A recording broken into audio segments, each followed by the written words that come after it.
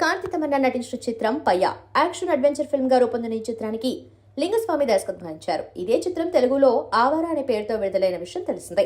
కోలీవుడ్లోనే కాకుండా తెలుగులోనూ ఇది విశేష ఆదరణ సొంతం చేసుకుంది. తాజాగా ఈ సినిమాకు సంబంధించిన ఓ ఆసక్తికర విషయాన్ని లింగస్వామి బయటపెట్టారు. ఈ చిత్రానికి హీరోయిన్ గా తొలుత వేరే నటిని ఎంచుకున్నానని చెప్పారు.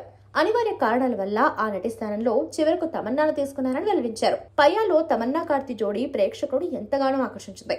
అయితే ఈ సినిమా కోసం మొదట నయనతారను ఎంచుకున్నారట. కథ విని ఆమె కూడా ఓకే చెప్పారట. కొన్ని విషయాల్లో ఆమెతో నాకు సరిపడలేదు. చిత్రీకరణకు ముందు అనివార్య కారణాల వల్ల ఆమె ఈ ప్రాజెక్ట్ నుంచి వైదొలిగారు. దీంతో మేము తమన్నాను తీసుకున్నాం. అప్పుడు ఆమె వయసు 19 ఏళ్లు మాత్రమే. తను టాలెంట్ ఉన్న నటి. మా సినిమా కోసం ఎంతో శ్రమించింది. మా సినిమా ఎక్కువ శాతం ట్రావెలింగ్ లోనే ఉంటుంది. దానివల్ల నటీనటులకు క్యారవాన్లు ఏర్పాటు చేయడానికి వీలు పడలేదు. మా ఇబ్బందిని తను అర్థం చేసుకుంది. ఆమె కారులోనే కాస్ట్యూమ్స్ మార్చుకోవాల్సిన పరిస్థితి.